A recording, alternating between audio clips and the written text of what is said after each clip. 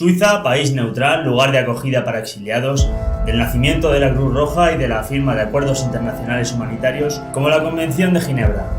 Si ahora os preguntara cuál fue el papel de Suiza durante la Segunda Guerra Mundial, posiblemente la mayoría me contestaréis, fue neutral. Y efectivamente, Suiza no participó militarmente en la contienda, ningún soldado suizo peleó por uno u otro bando, pero surgen otras preguntas interesantes. ¿Cómo fue capaz de mantener esta neutralidad? ¿Por qué Alemania no invadió Suiza cuando había elaborados planes para llevarlo a cabo? ¿A quién vendió Suiza más material de guerra? ¿Con quién negoció más, ya que potencia concedió más créditos? ¿Y pudo llegar a violar la ley de neutralidad? Y también otro aspecto importante, ¿cuál fue su actitud con respecto a los refugiados judíos que escaparon del antisemitismo y el exterminio del Tercer Reich? ¿Fue realmente Suiza un lugar de acogida? Todo esto lo vamos a ver en este vídeo. Antes de nada, suscribíos al canal si no lo estáis, activando la campanita y seguidme en redes sociales, sobre todo en Instagram, que estoy volviendo a crear contenido aquí. Suiza tiene como una de sus señas de identidad la neutralidad perpetua que marca su política exterior desde hace más de 2 siglos. Tras la derrota de Napoleón, el Congreso de Viena de 1815, que reorganizó Europa, reconoció a Suiza la neutralidad armada permanente. Su localización geográfica le sitúa en medio de las dos principales potencias europeas, Alemania y Francia, que se enfrentaron tanto en la Primera como en la Segunda Guerra Mundial. En la Primera Guerra Mundial, cada uno de los bandos rodeó una parte del país, mientras que en la Segunda Guerra Mundial fue totalmente rodeada por las potencias del eje. Aunque Hitler había asegurado que respetaría las fronteras suizas, también había estallado varias veces en los ataques de cólera que le caracterizaban contra el país helvético y se desarrollaron planes para invadir Suiza. En junio de 1940, cuando Suiza fue totalmente rodeada por las fuerzas del eje, tras la rendición de Francia, el Estado Mayor alemán elaboró la operación Tannenbaum, por la que se pretendía tomar el país suizo con un ataque desde el sur y el oeste del país. Se presentaron diversos borradores, pero Hitler nunca dio su aprobación. Durante los años previos al estallido de la Segunda Guerra Mundial, Suiza había incrementado su gasto militar y cuando en septiembre de 1939 Alemania invadió Polonia, el máximo responsable de las Fuerzas Armadas Suiza, comandante en jefe en Givisan, convocó una movilización general y comenzaron los preparativos de la defensa del país, que en el caso de invasión se basarían en acumular tropas en las zonas altas de los Alpes y desarrollar acciones de guerrillas contra las fuerzas invasoras. ¿Pero por qué Hitler nunca se decidió a invadir Suiza?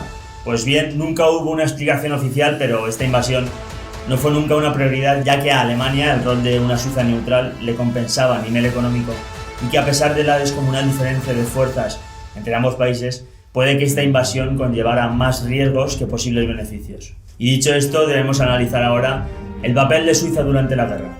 Las ventas de material de guerra durante la Primera Guerra Mundial habían sido extremadamente conflictivas para Suiza, así que el gobierno decidió el 14 de abril de 1939 prohibir este tipo de exportaciones. Sin embargo, esta prohibición fue anulada el 9 de septiembre, una semana después del inicio de la guerra, ante las presiones de Francia y Reino Unido que ansiaban estos productos. Pero el balance final de estas ventas, según las estadísticas oficiales, muestran que entre 1940 y 1944 los principales compradores fueron las potencias del eje.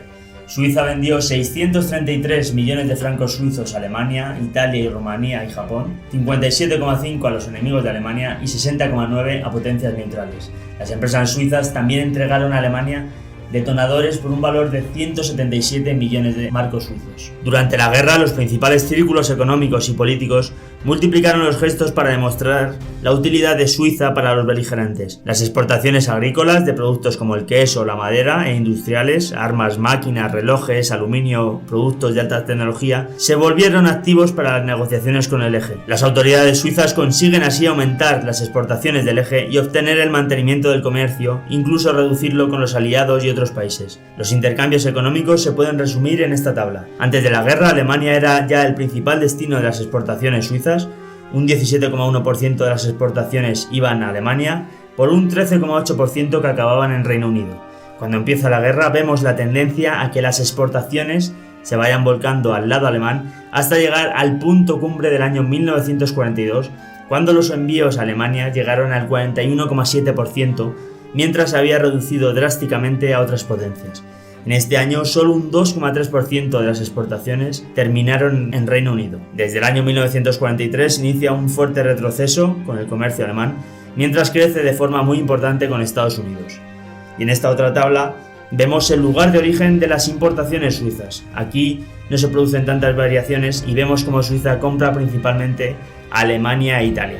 Pero algo también muy importante era la liquidez. Desde el año 1940 los marcos suizos se revalorizaron puesto que se convirtieron en la moneda internacional de referencia en detrimento de otras como el dólar o la libra esterlina, que desde el inicio de la guerra no eran aceptadas en todos los lugares. Los países del eje consiguieron las ansiadas divisas internacionales en Suiza, principalmente a través de la venta de oro de los saqueos, tanto de los bancos centrales de los países ocupados, las entidades financieras y los particulares, entre los que se encontraban los judíos. Y aquí llegamos a un elemento muy sensible, puesto que en Suiza se vendieron casi 4/5 de todo el oro transferido al extranjero por el Reichsbank. Entre 1940 y 1943, Alemania vendió a Suiza 1.332,3 millones de francos en oro y en su mayoría provenientes de los bancos y centrales de Bélgica y otros países ocupados. Entre esta cifra, unos 120 kilos de oro provenían de las pertenencias de las víctimas judías de los campos nazis, una vez transformados en lingotes de oro para ocultar su oscura procedencia, que fueron vendidos por 581.899 francos suizos. Además de la posibilidad de conseguir este dinero, Suiza también ofreció al régimen del Tercer Reich toda una serie de transacciones como préstamos a corto o ventas de valores, todo con la discreción que caracteriza al sistema bancario suizo. Sin embargo, los datos muestran que en este periodo los aliados acabaron recibiendo más francos suizos que Alemania. En junio de 1940, con la caída de Francia, Suiza también accedió a financiar las compras alemanas e italianas de productos. En este momento, el país estaba rodeado por las potencias fascistas y cedió en nombre del realismo geopolítico y para luchar contra el desempleo. Suiza financió las exportaciones de los industriales suizos, algo que antes había rechazado, y hacia el final de la guerra la cantidad otorgada al Reich superaba los 1.000 millones de francos suizos y casi unos 300 para Italia. Según recientes estudios, estos créditos constituyen violaciones de la ley de neutralidad porque tienen la intención de financiar las exportaciones de material de guerra. Otro de los asuntos sobre el papel de Suiza en la guerra que generó controversia fue la utilización de los túneles alpinos. A diferencia de Suecia, Suiza nunca autorizó el tránsito de unidades militares, pero las fuerzas del eje se vieron muy beneficiadas por esta circulación. Durante los primeros años de guerra, entre el 39 y el 42, en la fase victoriosa alemana, hubo un aumento exponencial en el transporte de carbón de Alemania a Italia y de provisiones para las tropas del norte de África. En el 42 se introdujeron tímidos controles, pero sin consecuencia real para los transportes alemanes, y tras la caída de Mussolini, cuando las fuerzas fascistas tuvieron que ir replegándose hacia el norte, los túneles suizos también sirvieron para evacuar el botín del saqueo en territorio italiano, algo que enfureció a los aliados, pero que no consiguieron imponer restricciones a este tránsito hasta marzo de 1945. Antes del inicio de la Segunda Guerra Mundial, las políticas raciales del Tercer Reich ya habían trastocado Europa y estaban afectando de una forma muy importante a las políticas internas de los países. La crisis de refugiados judíos, provocada por la persecución antisemita del régimen nacionalsocialista, irrumpió en los parlamentos europeos como una de las principales preocupaciones nacionales de cada país. En el año 38, con la anexión a Alemania de Austria en el mes de marzo y con el aumento de los ataques a los judíos, como la conocida como la Noche de los Cristales Rotos, provocaron una avalancha en el número de ciudadanos judíos que trataron de huir de Alemania y Austria. Para el caso de Suiza, entre la llegada de Hitler al poder en 1933 y el año 1938, Suiza había aplicado unas medidas restrictivas de acogida de refugiados y se habían establecido en el país unos 5.000 refugiados judíos. En el 38 se produce esta crisis humanitaria de dimensiones mundiales, cuando centenares de miles de judíos intentan escapar del antisemitismo de Hitler. Suiza, como la inmensa mayoría de países, cerraron sus fronteras y rechazaron aumentar la acogida a estos refugiados.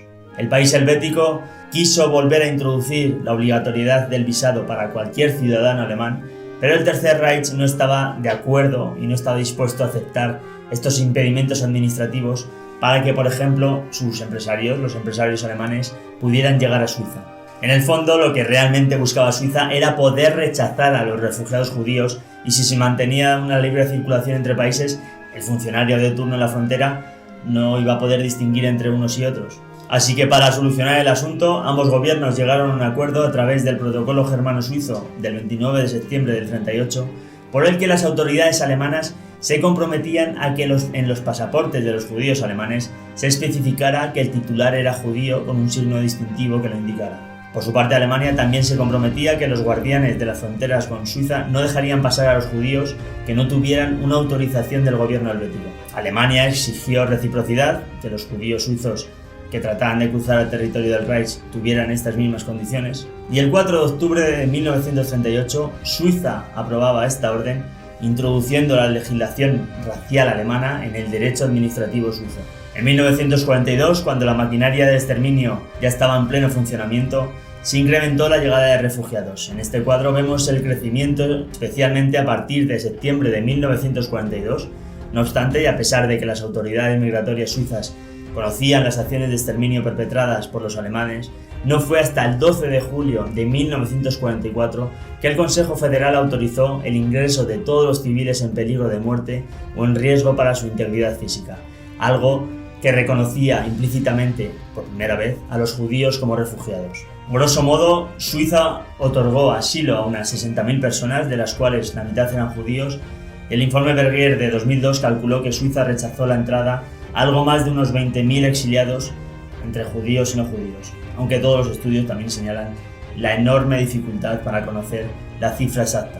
El historiador Jean-Claude Faber denominó la actitud de brazos abiertos del país helvético durante los últimos meses de guerra como puesta al día humanitaria. Suiza entendió que sería juzgada por su actuación durante el final de la guerra y no por su comportamiento anterior. Suiza quiso al final del siglo XX afrontar realmente este pasado y el gobierno decidió crear en 1996 la Comisión Suiza de Expertos Independientes de la Segunda Guerra Mundial, conocida como Comisión Bergier, en referencia al nombre de su presidente, para analizar el papel del país entre el 33 y el 45, y en el informe final Bergier decía: en esa época era difícil estimar qué significaba ir demasiado lejos.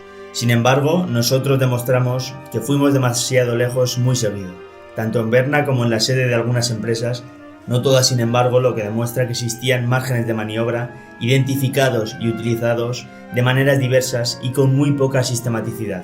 En ningún caso nuestras investigaciones revelaron una cooperación por motivos ideológicos o una cierta simpatía respecto del régimen nazi, ni de parte de los órganos públicos ni de parte de las empresas. Las empresas vieron una oportunidad de lucrar y otros una condición de supervivencia, como el Estado federal mismo. Esta cooperación no dejó de afectar, sin embargo, al estricto respeto de la neutralidad, una neutralidad defendida por el discurso oficial y que a veces legitimó acciones escabrosas o negaciones a actuar. Una máxima que sirve para todo, pero que conoce de violaciones a los deberes que impone el derecho de la neutralidad. Los ejemplos más patentes son el llamado crédito de los 1.000 millones, las entregas de material federal de guerra y la insuficiencia de controles sobre el tráfico ferroviario entre Alemania e Italia. Para concluir, recordad que el informe Bergier apuntó que la cuestión no radicaba en si Suiza debería haber seguido comerciando, sino hasta qué punto lo hizo, dónde se debe trazar la línea entre las concesiones inevitables y las colaboraciones intencionadas. Y nada más, suscribiros al canal si no lo estáis, activando la campanita y seguidme en Instagram. Nos vemos con más historia.